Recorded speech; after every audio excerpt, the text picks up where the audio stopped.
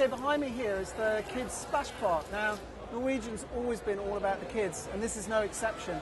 As you can see, you've got the ever-present SpongeBob, we've got Squidward over there, and Patrick. There's also lots of kids areas. There's the entourage area for the teenagers, and there's other kids clubs dotted around the ship. But this is a really lovely area for the really small ones to splash around. Okay, behind me here is the sports complex, and this is where you can do zip lining and also walk the plank. Now, I've agreed to do both of those. I can't say I'm really looking forward to it, but I will do it. Also, you've got various kind of walkways and drop-offs, and behind me also is the basketball court.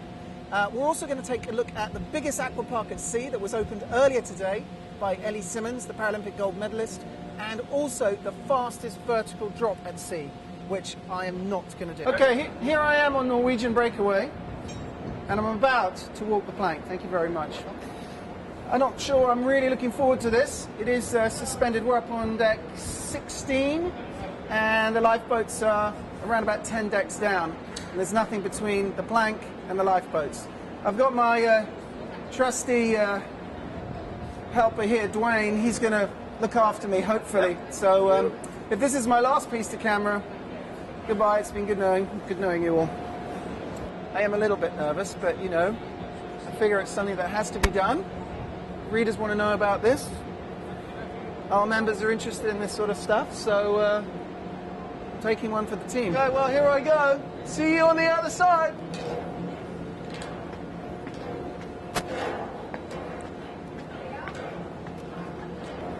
I don't really like this.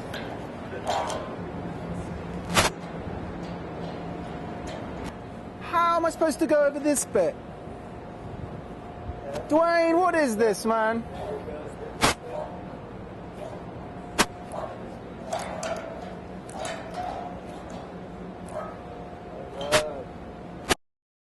Oh my God. Okay, I'm just not going to look down. I want to hold on to this. I'm not happy. Okay.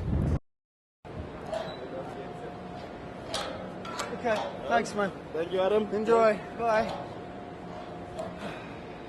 I'm standing right on the edge of the plank, and I'm right over the lifeboats, which are about 8 decks below me. The view's pretty... It was pretty scary, I've got to tell you. I'm doing a zip line now, over there. Yeah? Woo!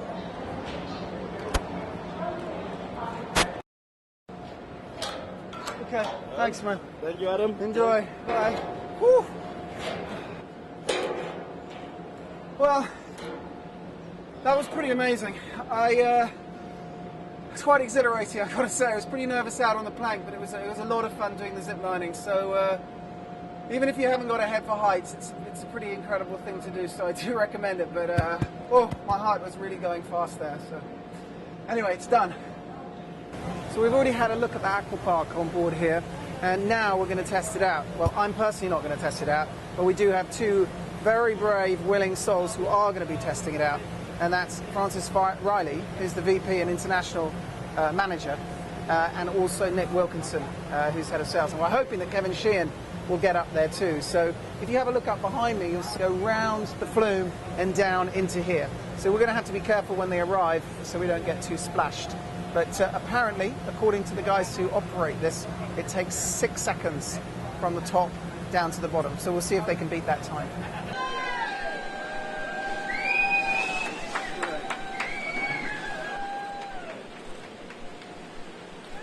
Whoa! There you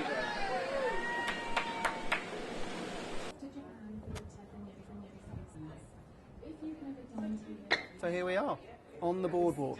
This is the area that everyone's been talking about on Norwegian Breakaway, and as you can see, everyone's outside enjoying the sunshine on this lovely day in Southampton Harbour. So I can imagine when this ship heads out on its itineraries from New York down to the Caribbean and the Bermuda, this is the place that people are going to want to be. And the whole concept behind this boardwalk area is that all the restaurants, all the venues have an outdoor seating area.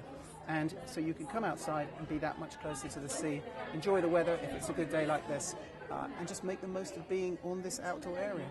It's great. You can walk all the way down there, and it's the same on the other side of the ship.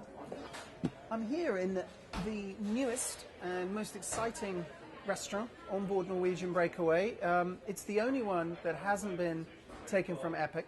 It's Jeffrey Zakarian's Ocean Blue. Now, Jeffrey Zakarian, as you know, obviously he's Iron Chef and a native New Yorker. And this restaurant is very much about fish. So I have a menu here. I'll just take a quick look at. I was lucky enough to have dinner here last night, and I had the mussels tom kha gai with shredded chicken confit. It's absolutely delicious. And the main course was black sea bass. And I was intrigued by one of the menu options here, which is called forbidden rice. So I opted for that as well. And that's this beautiful black sticky rice with kind of a sweet honey flavour. And I couldn't quite work out why it's called forbidden, but it's probably because it's so delicious. Right behind me is the Spiegel tent, which was obviously a huge hit on Epic, the dinner and dance show. But they've changed it here on Breakaway, and they've given it a jungle fantasy theme. And as you can see with my little friend here, this is all part of the whole theme that's on inside. And if you come with me, we're going to have a look inside to see how it's changed from how it was on Epic.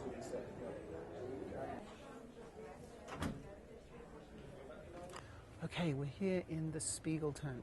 Now this is one of the really popular, it's a dinner and show venue that was on Epic.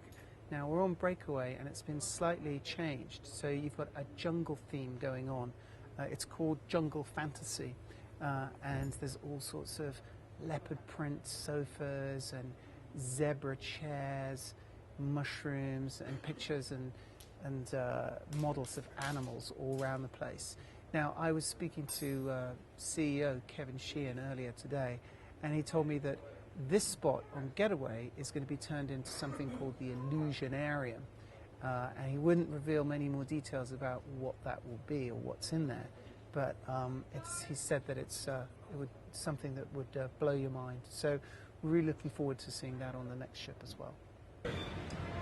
So one of the great things about walking around on this ship is finding little bits and pieces that relate it to New York, which obviously where it's going to be its hometown. So have a look behind me there and you'll see this beautiful map of New York and Long Island.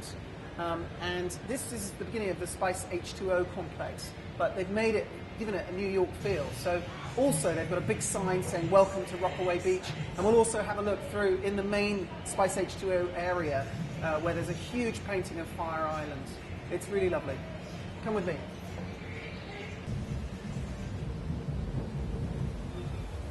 So this is the Spice H2O area that is also on board Norwegian Epic. And we're on Breakaway now. We've already seen the two New York motifs there. And if you have a look behind me, there's this beautiful picture up on the wall, welcome to Fire Island.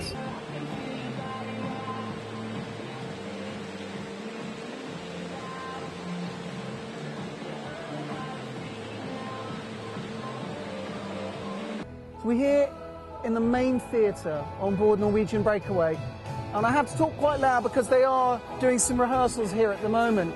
Now what's interesting about this theatre compared to Epic is it's smaller, as you can see, and it's a single room.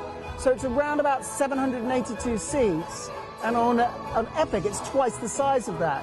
But it's interesting because there's so many other different venues and places and entertainment on board that it does work. Now here again are the other things that are very New York about the ship. This is where Rock of Ages will be performed, and also there's another performance called Burn the Floor, which we were lucky enough to watch last night, which was really amazing, amazing dancing.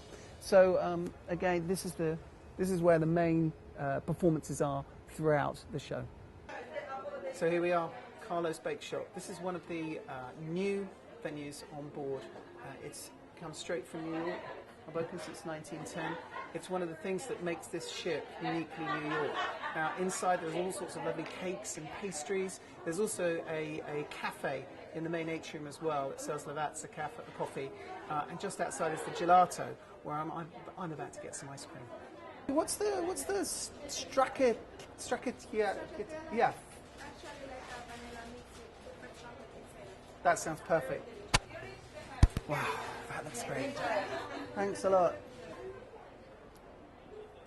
Got myself a tub of ice cream. I've got to say that this Norwegian Breakaway is a great ship. There's some great ice cream. And this Dolce Gelato, part of Carlo's Bakery, it's a great addition. I'm here at the Haven. This is the exclusive ship within a ship concept that was pioneered on board Norwegian Epic and now is on Breakaway. As you can see, this is the outdoor area, very kind of, even though this is a New York ship, very Miami style. You've got the cabanas over there, you've got an exclusive bar. You can only get into this area if you are staying in the Haven, so it's key card access. Inside are the suites. We're going to have a look at those in a moment. As you can see, they're the two raised hot tubs over there. So this really is literally we're on the top of the ship, deck 16, and it's the high-end area of the whole ship. We're here at the Haven, which is the exclusive ship within a ship complex, and we're about to go and have a look at the suites inside. Come with us.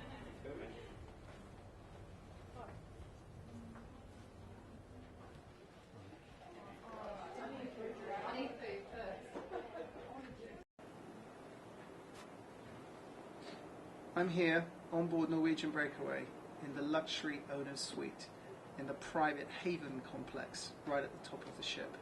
It's absolutely stunning. You can see behind me, this is the living room area, flat screen TV. Through there is the bedroom with a huge king-size pillow bed.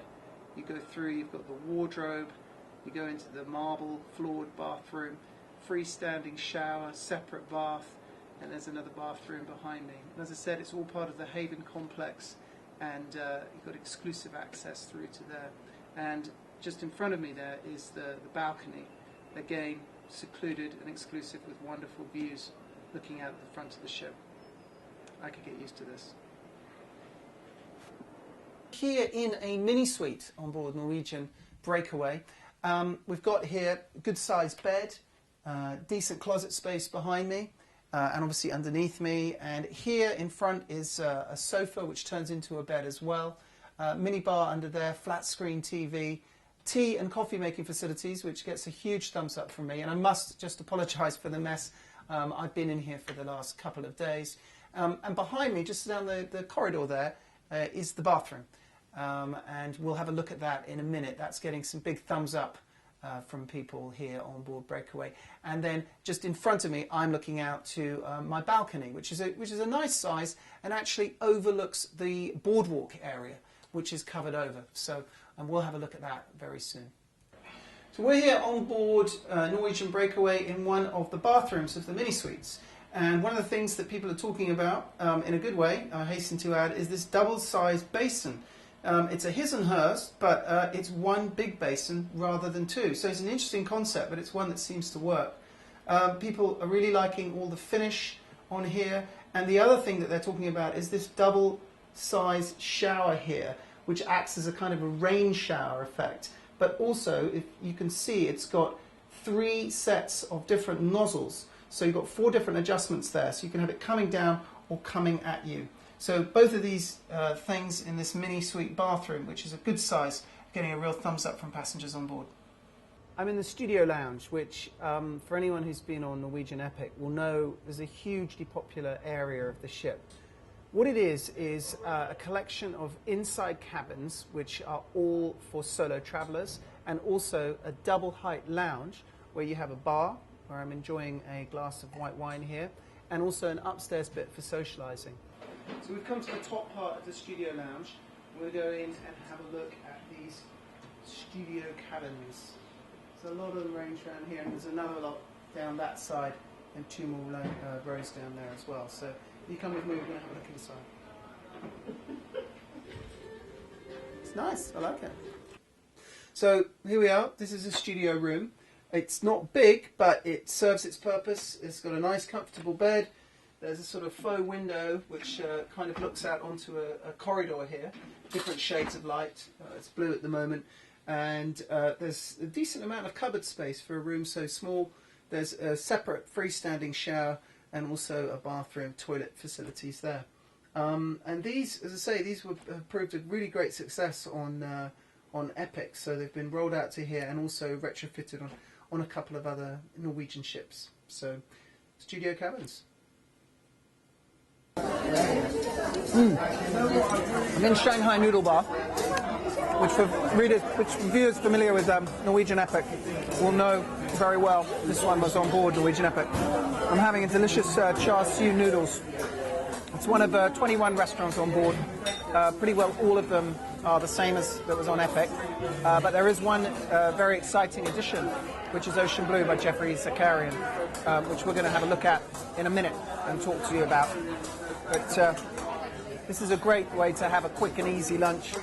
Delicious noodles at a very reasonable price. It is a specialty restaurant, obviously, but absolutely delicious. Okay, hi everybody. We are here in one of the main atriums. As you can see, we've got a beautiful chandelier here behind us. And down here is one of the new features of the ship, the bistro, which is done out in a kind of very sort of French style. Lovely outdoor seating here in the atrium. Around me is the whole casino area, and above here are some more restaurants, including the brand new one from Jeffrey Zakarian called Ocean Blue.